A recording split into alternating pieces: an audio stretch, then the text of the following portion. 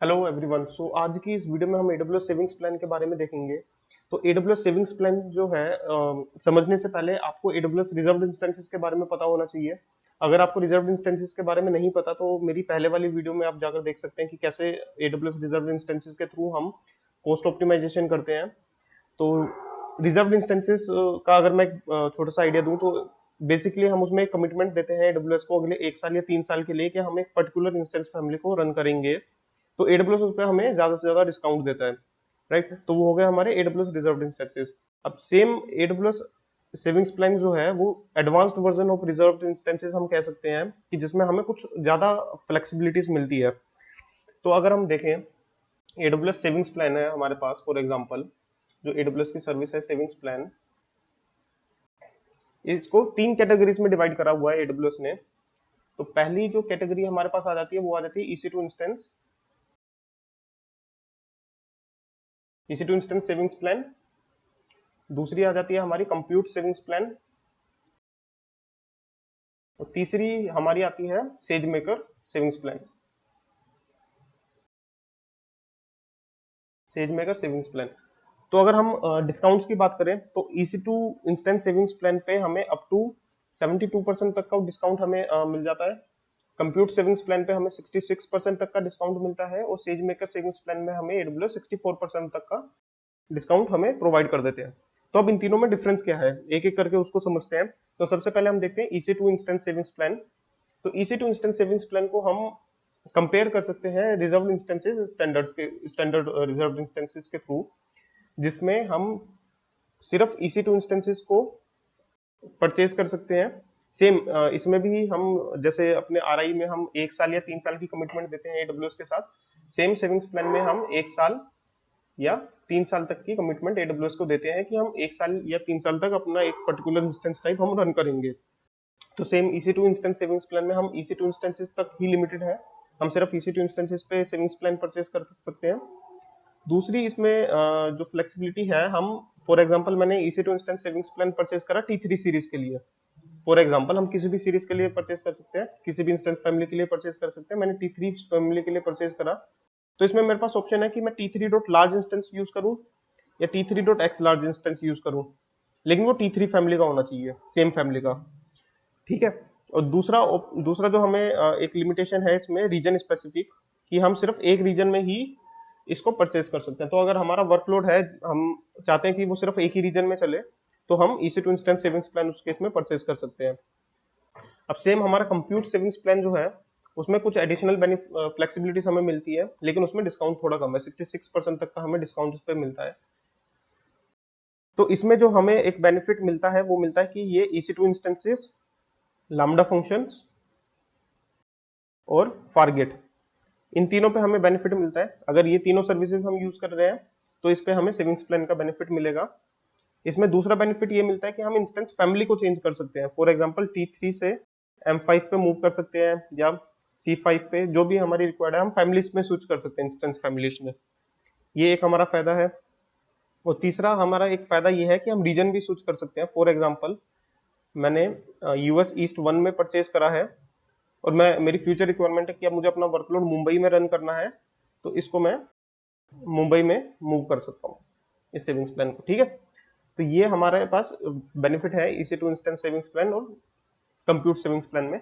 तीसरा जो says maker savings plan है ये सिर्फ सेज मेकर तक लिमिटेड है। तो सेज मेकर के जो इंस्टेंसेस हम क्रिएट करते हैं, अगर हमारा ज्यादा वर्कलोड सेज मेकर से रिलेटेड है तो हम उस पर 64% तक का बेनिफिट क्लेम कर सकते हैं, ले सकते हैं AWS से, अगर हम सेविंग्स प्लान परचेज कर लें उसकी। तो अब इसमें फर्क क्या है, सेम यही चीजें हमारी रिजर्व इंस्टेंसेस में है, सेम यही चीजें हमें सेविंग्स प्लान में मिल रही है। तो फर्क इसमें यह है कि जब हम सेविंग्स प्लान परचेज करते हैं AWS से, तो उसमें हम 1 साल, 1 ईयर और 3 ईयर की कमिटमेंट करते हैं विद आर्ली रेट। हर घंटे का हम उसमें प्राइस भी फिक्स करते हैं। फॉर एग्जाम्पल मैं यहाँ पर फिक्स कर देता हूँ $1 पर आवर का रेट, और इसमें हम डिफाइन कर देते हैं कि मुझे T3 फैमिली तक मैं लिमिटेड रहूंगा in case of EC2 instant savings plan. Right, अगर मैं कंप्यूट सेविंग्स प्लान चूज करूंगा तो वहां पर मुझे इंस्टेंट फैमिली चूज करने की जरूरत नहीं है, क्योंकि मेरे पास बेनिफिट है कि मैं फैमिलीज को चेंज कर सकता हूँ। बट अगर मैं EC2 instant savings plan choose करूंगा तो मैं एक इंस्टेंस फैमिली डिफाइन करूंगा कि मुझे इस फैमिली के इंस्टेंसेस पे सेविंग्स प्लान चाहिए। तो इसको AWS कंसोल में देखते हैं सबसे पहले। तो अगर मैं AWS कंसोल में जाऊं और ठीक है, तो यहाँ पर हमें कंप्यूट प्राइसिंग है, हमारे पास चार ऑप्शन है यहाँ पर। Compute savings plan for EC2 instances, तो ये कंप्यूट सेविंग्स प्लान में तीन कैटेगरीज आती हैं। मतलब हम उसको कंप्यूट सेविंग्स प्लान को EC2 इंस्टेंसेस, फारगेट या लामडा पे यूज कर सकते हैं। तो अगर हमें उसकी प्राइसिंग कैलकुलेट करनी है तो हम ये ऊपर के तीन टाइप्स में यूज कर सकते हैं, फारगेट यूसेज या लामडा यूसेज। अगर हमें सिर्फ EC2 इंस्टेंसेस तक चाहिए तो हम EC2 instance savings plan use करेंगे। तो मेरे केस में मैं EC2 instance savings plan use करूंगा सिर्फ डेमो पर्पस के लिए, लेकिन आपकी जो भी रिक्वायरमेंट है आप उस हिसाब से अपना टैब यूज कर लेना। एंड रीजन में मैं यहाँ पर दे देता हूँ Mumbai reason for example. And यहाँ पर हम कमिटमेंट करते हैं 1 साल या 3 साल की। तो 1 ईयर की कमिटमेंट मैं चूज करूंगा और पेमेंट ऑप्शन में ऑल अपफ्रंट रखूंगा ताकि मुझे ज्यादा से ज्यादा डिस्काउंट मिले इसमें। एंड इंस्टेंस फैमिली में यहाँ पर मैं सिलेक्ट कर लूंगा T3 सीरीज। ये डेमो पर्पस के लिए है कि हमें कितना बेनिफिट मिलता है सेविंग्स प्लान का, वो चीज़ मैं आपको शो करने के लिए यहाँ पर दिखा रहा हूँ। तो T3 सीरीज कहाँ चली गई, ठीक है वो RST, ये रही T3 फैमिली। अब मैं इसमें T3 मीडियम इंस्टेंस अगर चूज करूं तो T3 मीडियम का जो ऑन डिमांड प्राइस है वो ये है मुंबई रीजन में, राइट।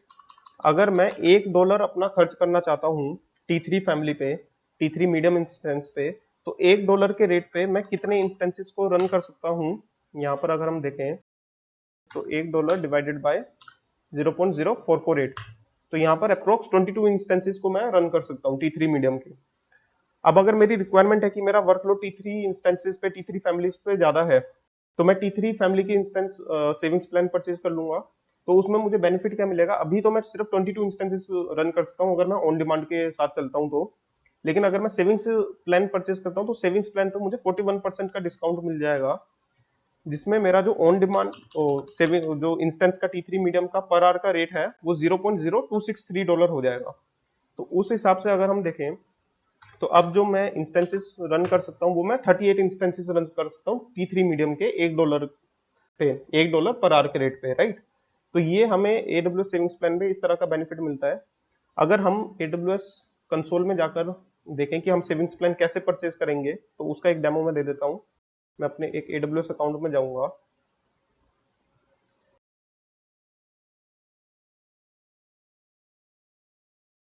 यहाँ पर EC2 सर्विस में लेफ्ट साइड में आप देखेंगे यहाँ सेविंग्स प्लान का ऑप्शन है। हम सेविंग्स प्लान में जाएंगे, यहाँ पर हम परचेज सेविंग्स प्लान पर क्लिक करेंगे।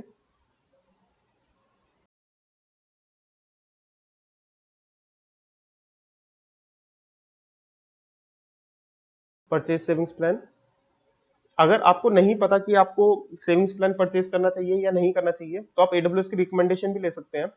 तो अगर आप जब आप AWS बिलिंग कंसोल में जाएंगे तो AWS आपको रिकमेंडेशन देगा, क्योंकि अभी मेरे AWS कंसोल में कोई वर्कलोड नहीं चल रहा तो AWS अभी मुझे कोई रिकमेंडेशन नहीं दे रहा उस चीज की। लेकिन जब आपका वर्कलोड चल रहा होगा तो AWS आपको उस चीज की रिकमेंडेशन देगा।